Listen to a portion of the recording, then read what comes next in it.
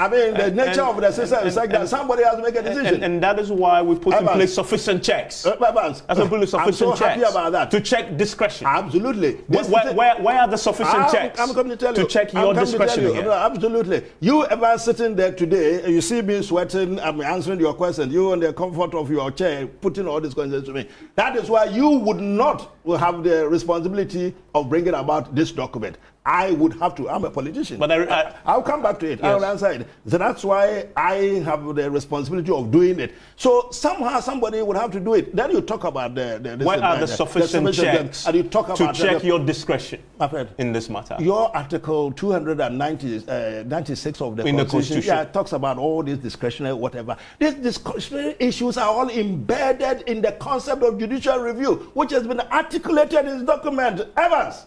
I want to quote you another aspect of your own act. Yes. It says, in terms of what you consider before you grant a permit for an import, the company is required to provide a list of documents.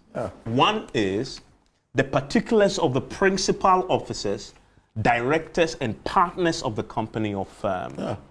People smell an elephant here. Well, they can smell. It's not, which one is bigger than the elephant? They can smell something bigger than the elephant. You know, again, listen, if the concept in other words, you may want to know the people to find out their politics, whether they support the elephant or not. But you see why this is an issue. But why do you need principal of the directors and partners before you grant them a permit? Does it give you the political colours? Your office, I mean, we are in this country and we knew about... people who had committed to so much loans from other countries, and I don't want to remind you, you guys, the young ones may not remember, but you are big enough to remember those things. Problems about addresses and this. And there's been 2 or 3 fundamental, very important landmark decisions in this country, the Supreme Court, about addresses, about the place of the addresses of companies. But this is not about places. It's about principal officers, directors, partners, the company and firm. Why do you need that to grant a permit to import a product? That's very important. Okay, so we're trying to make sure that this is whole thing is Ghanaian-centered. Ghanaian-centered is, what do you call it? What is the other bit that local content kind of thing? You know, so I asked you about your principal place of trading. Yeah, what is wrong with that? No, that's not my question. Let's take them one after the other. Yours is that this is the owners, isn't it? Who are the? You asked for digital address, which is what you said, place, etc. The auditor, Registrar General, is now asking for all this information in any company. But that's not my question. Well, that is not your question. But I'm giving you instances of the application, the content of the question you asked me. That will lead to corruption. How would that be? The fact that I asked who is this person and it is Richard, Evans and Co. Yes, Evans. My God, ask Evans. Don't give him. Yeah, but that is your fear. But my question is, you haven't answered my question respectfully. Yeah, go on. Why is it relevant to ask for the principal officers, directors, and partners of the company before you grant the company why don't you want to know the individuals you are dealing with? You don't want to deal with faceless people. You want to deal with human beings, real characters, real human beings. But you see, ultimately, you ask a very fundamental question. Where are the checks and balances? Yes. I've told you the checks and balances that you are worried about are all in there. Ultimately, your fear is that because it is Richard Mensah and Co., the stakeholders are Richard Barnes, Richard this and Junior and this and this and somebody will decide not to give that. That is what our history says. Politicians. Well, I don't know about that. I don't know which history you're looking at. I read history, Form 5 and 6 form, and I've done politics all these years and the law. I don't know which history you're talking about. But in any event, we come back to the check and balances that you rightly put. And I asked the question, check and balances is. Apart from the judicial review, you say ultimately to the court. So what else can we do?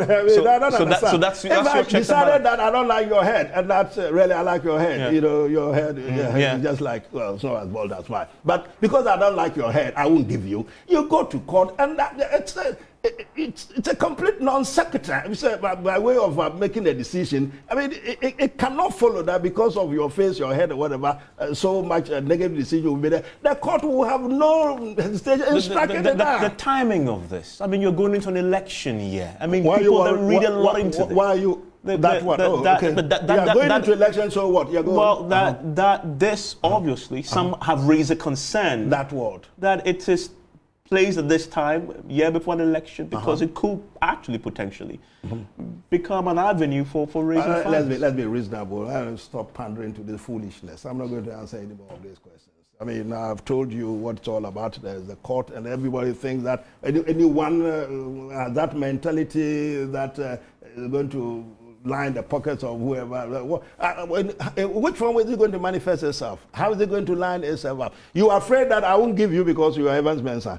Yeah, on the other hand, the flip side, you are afraid that how do I become corrupt? How do I get corrupted? By giving you the license or by not giving you the license? I mean, let's talk about consultation. Yes. What consultations went into this? I'm all over the place. Where's the evidence of this? Because I've heard food and beverages head say he wasn't consulted at all. All right, have you seen it? Secret and cabinet and all of that. Listen, a government, and I've made this point, there are certain things that we do consultations. I mean, you suggest one point that the president consult beyond cabinet, obviously. Yes, beyond cabinet. No, that's not the point I'm making about cabinet consulted or cabinet not consulted. But I'm saying that it's all demand that NDC was asking me that all my notes and whatever. Eventually, not the committee. I mean, eventually the leadership was asking me all my notes and everything. I should let them see. Doesn't make a lot of sense. Where did you hear that? But anyway, you were asking about who you consulted. Yeah, I'm going to give you the list, and then you will see what is it that was done, and then check with all of them. Listen to this. After the objectives, then stakeholders invited to various consultations included Ghana Revenue Authority, Ghana Immigration Services, the Ministry of our own representative, Food and Drugs Authority, the Standards Authority, Ministry of Food and Agriculture, Ghana Union of Traders Association, Association of Ghana Industries, Importers and Exporters Associations of Ghana, Rice Farmers and Producers, Poultry Farmers and Association, Ghana International, but I think you've gone through this list, Institute of Statistical, Social and Economic Research, and then private sector stakeholders. Now, interestingly, recommendations from the stakeholder engagements. After the consultations, the following recommendations were received from the stakeholders. The list of the selected products should be expanded to include the following: baby diapers, sanitary pads, electrical cables and conductors, copper, aluminium, roofing sheets, steel pipes. And you say importers and exporters were part of the making that recommendation. You mentioned them. All of this. And they all agreed to actually expand. And expand for the expansion. And as we speak, you say that you are replacing cement with parts. Because there's a separate document for... Okay. Cement, based on the recommendations, take out the cement and then include it and bring in sanitary diapers. Whatever, yeah, sure. Okay. So those are the people you consulted. Yes. And so when you heard on radio, the Food and Beverages, association say they were not part of it. Funny enough, let me just check. Food and beverages. Yes. That's why I wanted that document. Are you almost done? Yeah. Well, Food and Beverages and Nguta, the Ghana Union Traders Association. They've actually been included in the committee. They are now members of the committee. Now? Yes. So there's a new architecture. I told you, you rushed, and then you got hold of. So you've included Guta now. This is the new one. This is the new one. Let me just go to the. I just gave you. So this is the new document. Yes. I'm gonna go. You said you've included Guta now. Just check and let's see. Okay. Let's see if that fact is here. So Trade Ministry, Ministry of Responsible. The bottom and who are there? Oh. Yep. Okay. So let me go through that now. Yeah. There's a new document, updated one.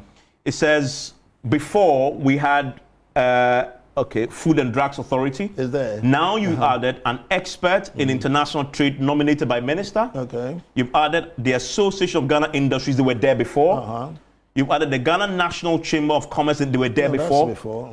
the Ghana Union of Traders Association. Is that the GUTA? Nominated by the Ghana Union of Traders Association. That's GUTA. Yeah, that's GUTA. GUTA is there. Then you also have added the beverages. the Food and Beverages Association of Ghana, nominated by the Food and Beverage Association of Ghana. Evan, don't rush about some of these things. You know, you get it wrong. You know, wait for the final product. They don't listen to all the hype all over the place. So you've got a Food and Beverage Association and GUTA. Our time. But I asked the question again: when was this amendment made? Today? No. I mean, over the weekend? After we met with our colleagues. You know, this was some of the suggestions. Friday? Yeah, this was suggestions Friday. That so this is literally over the weekend. No, 22nd. 22nd. Yeah, the very first meeting. This was some 22nd was a Wednesday. Yeah. So this must have been between Thursday and Friday. I think, Thursday, Wednesday or so, following the meeting between the consultation among the leadership, some of these groups were added. But I think the sticking one, which they said they wanted. But you see, I think that's actually not the case. Because if it was, we agreed that we're going to insert that. Why should they still insist on not allowing us to do this? So as I speak, yes, the freight forwarders, importers and exporters, food and beverages